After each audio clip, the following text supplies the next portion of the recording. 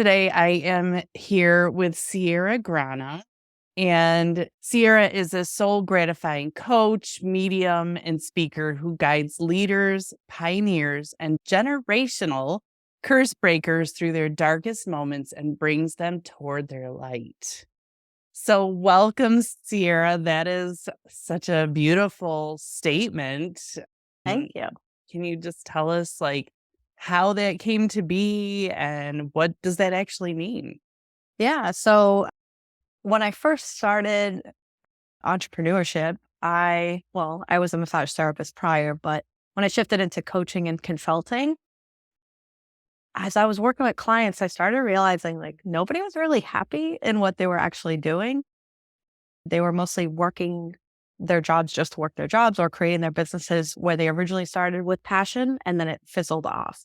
Um, And as I was working through my own stuff and starting to figure out what I wanted to do, I realized that I needed happiness and being soul gratified, right? Having that passion where what I'm doing is actually bringing soul alignment and growth.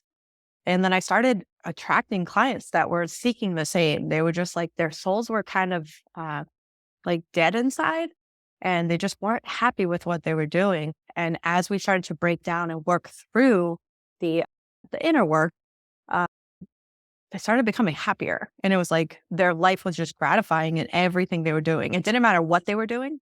Some of them even stopped doing what they were doing prior. And now they're living a life that is it's gratifying to them. And it kind of just stuck. I guess it just was like, Oh my gosh. A couple things came up when you were talking. I was a business coach in a previous life, and I do remember that same feeling. A lot of people I worked with were just trying to hang on. yeah, It wasn't that they were there because they loved it. They just were there because they were kind of stuck. You have also an experience with loss. yeah. So are you willing to share your story about loss? Yeah, I love to share it. So I'll backtrack a little bit and go to my living children. Mm. Uh, I've been with my husband for about 19 years now, and we got pregnant with our daughter. She's going to be 11 in June. And when I was pregnant with her, I was started bleeding, and I was like, "Oh no!" Like panicking, and it was just a very traumatic experience. The entire pregnancy, I was high risk, put on bed rest, had really horrible delivery experience with her. And it was just something that I was like, is this going to be something I have every time we get pregnant? I got pregnant again 2.5 years later with our son. Again, really horrible pregnancy, really horrible delivery where he actually passed away in my stomach on the delivery table. Alright. And they shot me with adrenaline, which brought him back as I was flatlining. And it was one of those things where I was like, I can't do this again. But I always knew that I was gonna have three kids. I was like, I've dreamt about it since I was like 13. I know I have 3 babies, but I knew my 2 kids were older when I had the 3rd. And my husband was like, "You're not having any more kids. That was too traumatic. Like, we're not doing this." So flash forward to last year, we decided to pack up and move from New England and move down to South Carolina, sold almost everything, had everything ready to go, and I found out I was pregnant right before we left with our 3rd. And it just felt weird. It was like it didn't feel like the other 2 pregnancies. I wasn't super connected to the baby, which I knew really early on with both of my pregnancies and just I felt their presence within me. And with this one, it was like almost like my soul didn't allow me to connect with her. And it was just like a very off. And I remember I had an appointment right before we left because I knew I'd have a space in care moving down here. And she was like, I can't find the heartbeat, but I think it's my Doppler and, you know, everything's fine. You're good. And I was about 7 weeks and, and it just sat there and I was like, huh, I was like, that's not right. I've never had issues finding the heartbeat. And I just kind of like let it go because I was moving and I was already stressed and I didn't want to stress anymore because I knew that could cause issues. I have a thyroid disease. So I was like, anything can happen. I'm just going to kind of hold on to the faith. And we moved down here, and about 2 weeks later or a week later after we moved, I started bleeding again. And I went to the hospital and I said, I'm pregnant and I'm bleeding. I did bleed with my first. So like, maybe this is normal. And they watched me and they were like, you know, we're going to do an ultrasound and see what happens, but let's see, like, just kind of like wait it out. So I went back home and I had the bleeding really intensified. And I was just like, something's wrong. I was like, I'm having a miscarriage. And we went back to the ER and they were like, we're not finding a heartbeat. And, you seem to be having a miscarriage. And because the last two deliveries and pregnancies were horrible, it was a horrible experience. It was really bad. I was heavily bleeding. And the thing was, we didn't really know anyone down here. I had a friend that was down here. So I had to take my kids with me to the hospital and were there until like 4 o'clock in the morning. It was just really hard. But as I was miscarrying, because I was losing so much blood, I was starting to die again. And they were bringing me up for an ultrasound. And I remember kind of like blacking out. I woke up and I was covered in, like, not to be gross or graphic, which I already am, but I was covered in puke. And I just remember saying to myself, like, you need to come, your kids are here. You can let this baby go and you need to leave the hospital with them. Like, do not let them leave the hospital without you. Uh, and it kind of just, I came back and things passed through, and it just, it took a couple weeks to recover from that. And mentally and emotionally, it probably took much longer to recover from that. But if I didn't have my kids there, I don't think I would have made it back. Uh, and it was just one of those things where we carry the babies.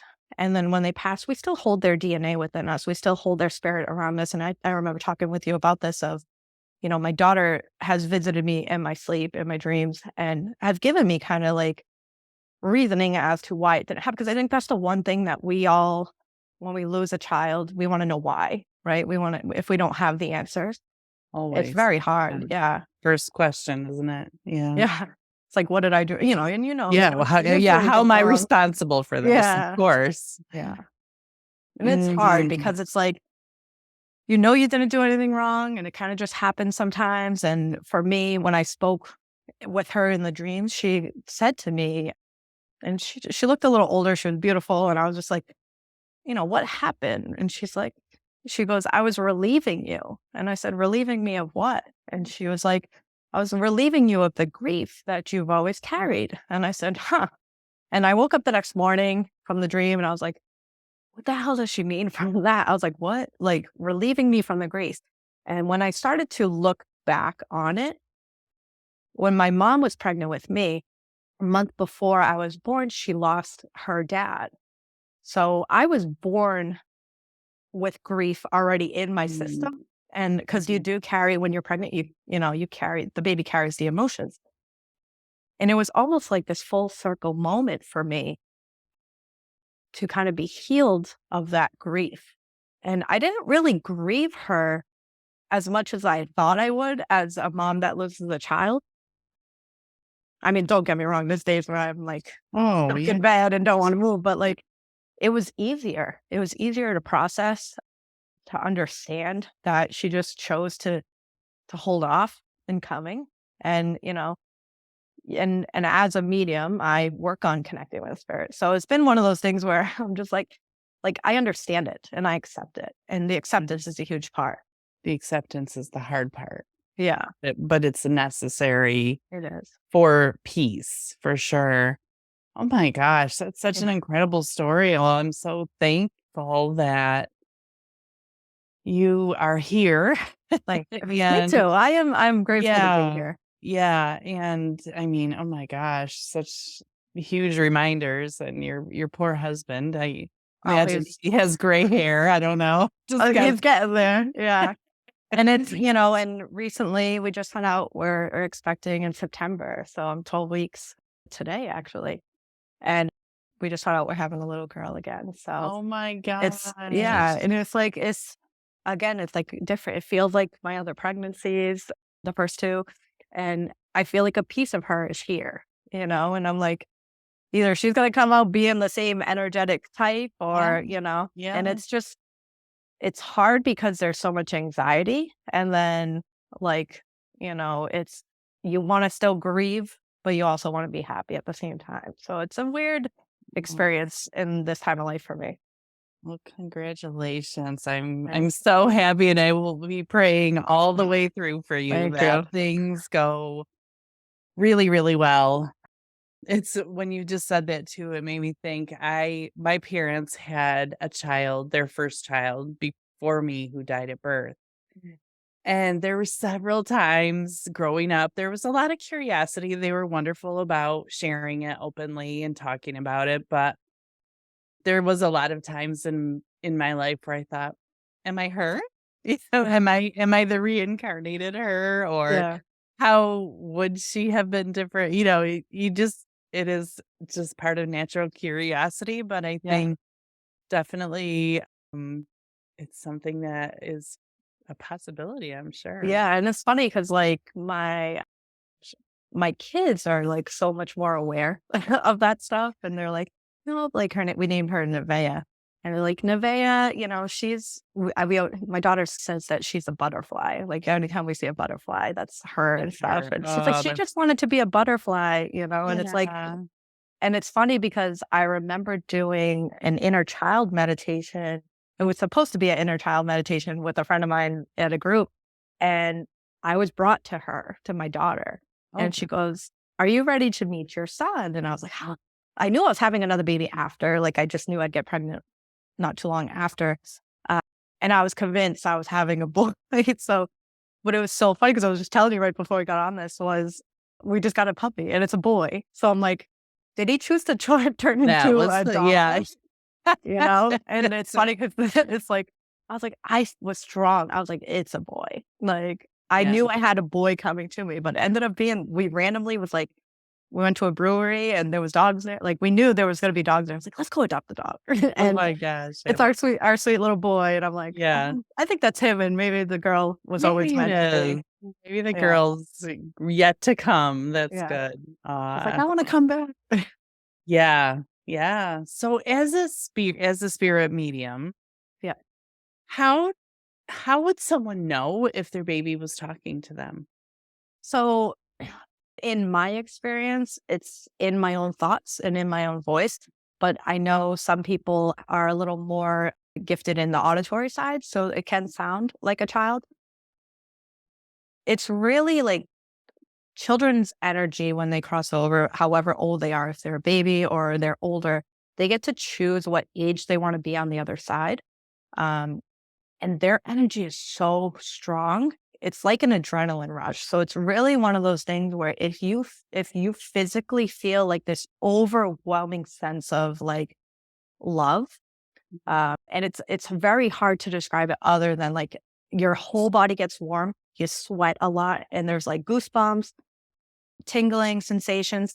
That's when you know they're close and they're touching you because they're not really supposed to touch you, but they're curious and they want to check Mhm. out and see what it is. And anytime I do a reading with a child that's crossed over, it's like it's just this overwhelming sense of love. Like it's just pure love. It's so hard to describe. And the messages come through in different ways. So it could be just hearing a song that makes you think of them, someone checking in on you and having a conversation. It's not always going to be a direct connection or like just because you as a medium, you have different capabilities and gatekeeping to do of having them cross over. So it's really like some kids will be a little mischievous and like move things on you. It really depends on what's needed because sometimes they won't come around if it's Yeah. too overwhelming on the human. Um, because like I know a lot of parents who lose their kids where their kids won't come to me because they haven't healed themselves in this timeline. So it's really hard to have them come because sometimes it can make it worse. So it's really a fine line of communication. Mhm. Is it something that you could will to happen? I mean, is it something that you could invite them to show you a sign or speak to you? Yeah. And it's like the biggest thing is being aware of what the sign is and being open.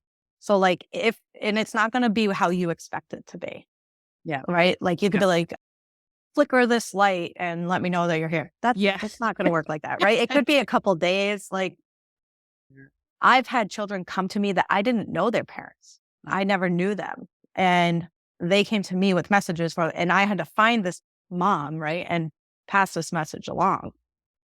So they'll find their way to you in different ways. It's really cool.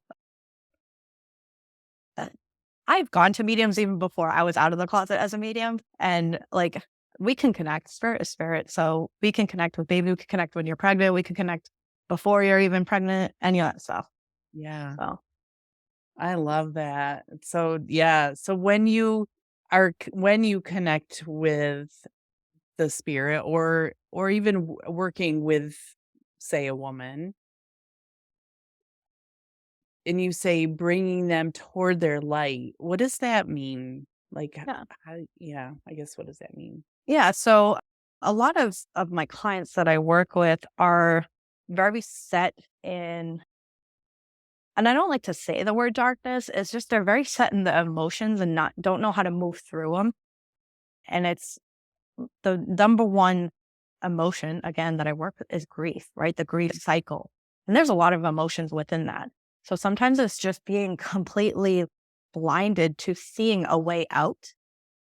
So what I do as their coach is I come in and I hold the light, right? I don't give it to you. I just hold the light for you and have you ignite your own light. And it's just finding that self-love and that passion to change, right? To move through it because we could sit there and feel it all day, but if we're not moving through it, right, and we're just continuously choosing to be in grief, we're like you're going to grieve your whole life. Every grief is a huge emotion. It's a huge process, and you can grieve the smallest things from like moving out of state and losing a job or losing a friend, like just losing who you were prior to being pregnant, prior to the miscarriage, prior to having children.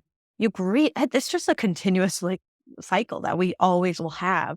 So understanding how to move through those processes and move through that darkness, because they are dark moments, right? Where you're just not yourself. You're not your true self. You're not that loving being that is just, experiencing joyfulness and bliss and happiness. It's not that we negate the other feelings. It's just we're choosing to feel other things too. So it's Yeah. because you got to feel it all. Oh my gosh, that's so good because that is true. Yeah. Um, and what do you think it is that keeps people in the darkness? A lot of it is a lack of knowledge. Mm. They just don't know, right? And we can look at the way we grew up, right? The environment we grew up in, the way our families, that's why the generational like curses come. They're not like spells put on us. It's like curses of not knowing how to do this Yes. stuff, right? We just get stuck in this cycle. I was actually just talking to my husband about this right before this call. I was telling him, I was like, you constantly do this cycle all the time because it's what you did as a kid. And your parents didn't know any different and you didn't know any different. So now trying to learn something new is overwhelming and hard when you're in your 40s and it's so ingrained, it's subconscious. It's just a thing that you don't even think about doing. So now you have to actually choose to do differently and to embody it because you embody the cycle. And that's the thing that we try to break through is kind of shake up that embodiment of the old ways and create new embodiments because you have to embody in order to be it, right? To become it. That is so important because I think too, we get really stuck in not having the support Yeah. because of our generational habits. Like maybe our parents don't support us in grieving this baby because, oh, well, that's just something that happens. Yep. And this is just how you just move forward. And I think that is keeping a lot of women suffering in silence. Yeah. And this is, a huge reason as to why I share so much of my story and I'm sharing a lot of this pregnancy too, uh, because when I started writing about my miscarriage, because it happened early, we announced it early, 7 weeks. Like I just knew it had a bigger purpose.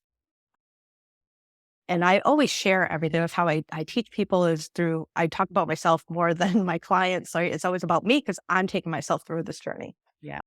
And I remember writing, about my miscarriage and how it was helping me process, right? Sharing my story was helping me process it because I'm a verbal processor. So I need to like get it out of me. And I had someone message me, and I mean, minus all the people that messaged me, and it was like beautiful. They started sharing their stories with me, and I was like, I never knew that, right? Yeah. But I had a few that were really uncomfortable with me sharing. They were uncomfortable for me.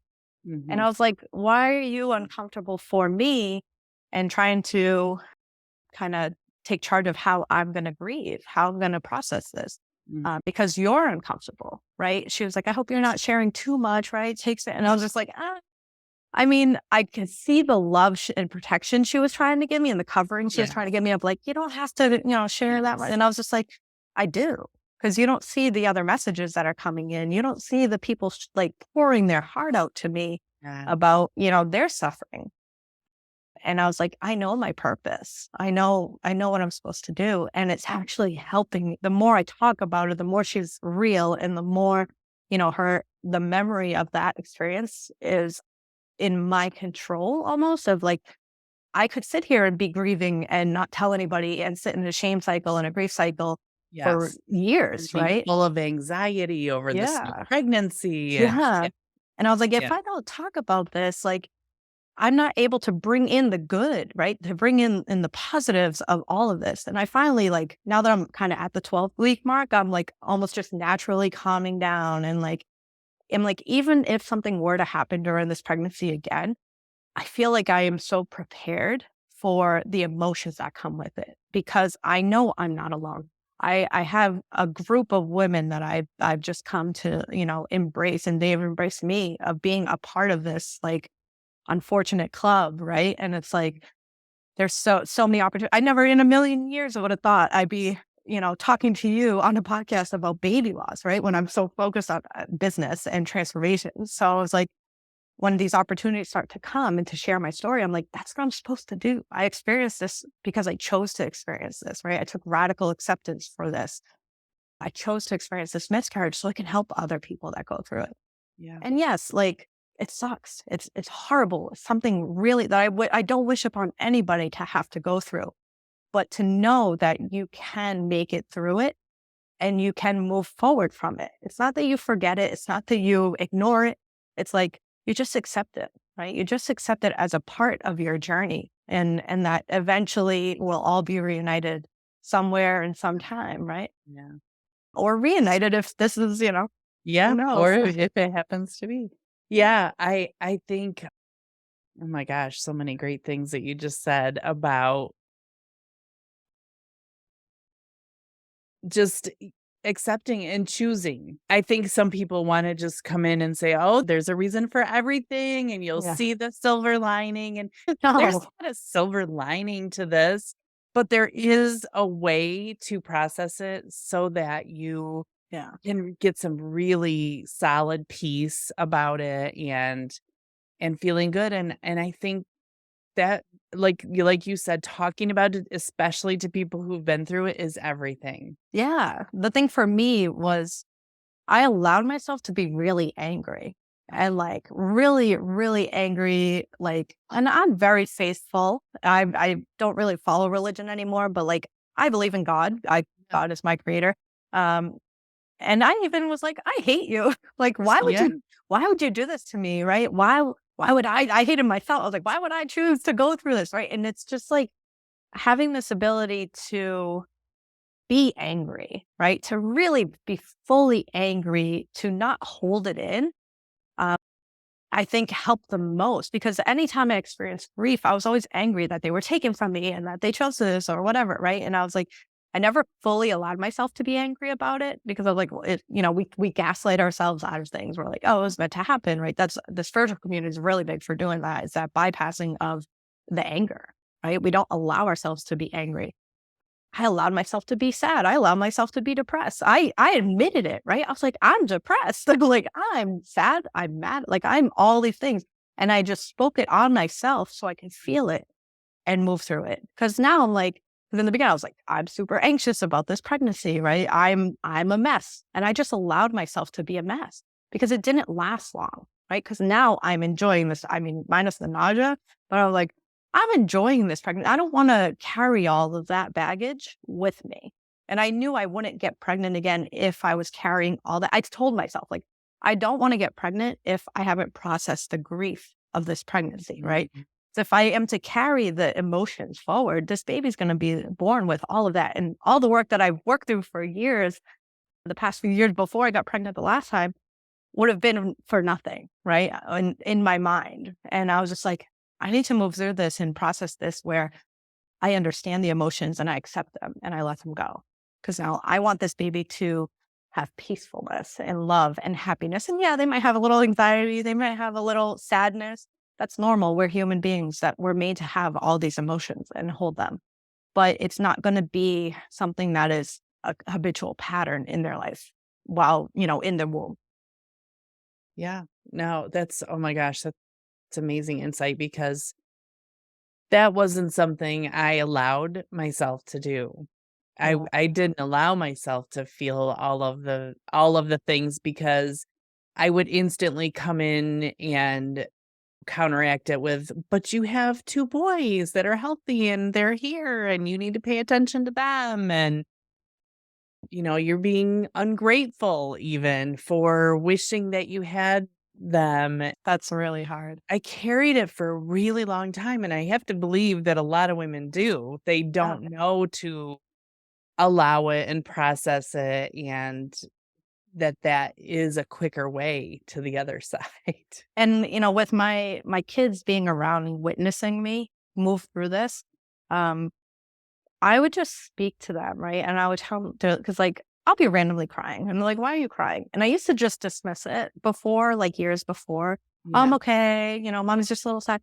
But now I say, you know what? Because I lost your sister, and it's really hard. And I started like having these conversations, and the amount of maturity that they have shown in, the past, what has it been, August to now, 8 months, I think 6 months, whatever it is. Um, from me finding out I was pregnant to losing it to now being pregnant again, like their level of emotional maturity has skyrocketed because they have seen me vulnerable. They've seen my husband vulnerable, right? Because it's hard on him too. And their ability to hold space for us and themselves, because there's moments where they're committed. They're like, yeah, I'm really sad about Nevaeh. Or when we got pregnant with this baby, my son was very adamant that I don't use the nickname that we had for Nevaeh. He's like, no, like you cannot use that name. That's Nevaeh's nickname. Like, and Yep. it's like to him, that's his sister, and he honors her, and that was very special because I think a lot of parents kind of won't talk about it. Like my mom had two pregnancies after me that she had abortions with, and the shame and guilt from that. Like I didn't really know about them. I was young. I was like 2 or 3.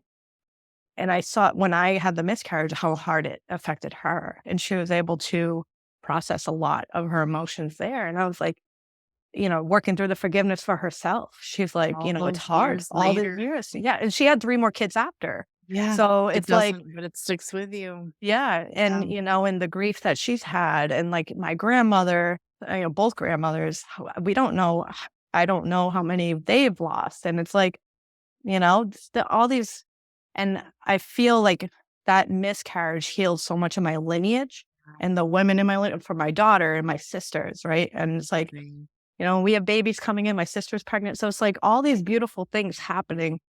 It's like birth and pregnancy is just the most beautiful creation ever, right? And even if it doesn't go all the way through, it's still a beautiful process. Like you created a life whether they're physically here or not, Yeah. you know? And it's not meant to be taken lightly. What's your best advice for handling other people's reactions if they're uncomfortable? The short story, no, just kidding. I was gonna say Yeah, it's I have a couple quick tips myself, but yeah, I mean, it's honestly just understanding that other people can't handle yeah, huge emotions.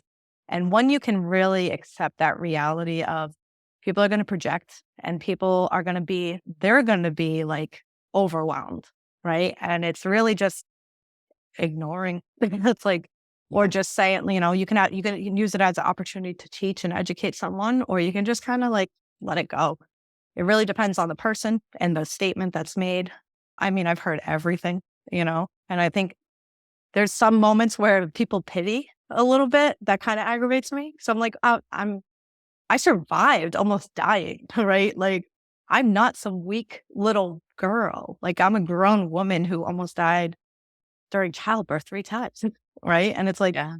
it's just understanding who you are. The more confident you are in who you are and the capabilities and miracles that we are capable of creating and holding even within death. Like it's just holding on to that. Because I mean, we could Yeah. go, we can go, Well, that's you. I'll go out on a limb and say I'm sure people are thinking that you're crazy for doing this again, right? Oh yeah, Yeah, oh yeah. crazy.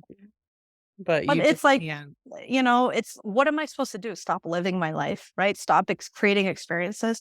And if I have another miscarriage, I have another miscarriage, but it's not gonna end my life. You know what I mean? Like my whole purpose on earth is to live, is to be here and experience everything, good and bad, right? Well, all we want to do is experience the good, but it's like we have to experience grief because that's where we get the gratitude from. That's where we are more intentional, more purposeful with our own lives, right? When people around us fulfill their contracts of dying, right? Of not, or being born with disabilities or this or that. Like everyone around us is a lesson. Every experience is a lesson for us to just have gratitude, right? That gratifying. It's really about gratitude, being grateful that you're breathing every single day.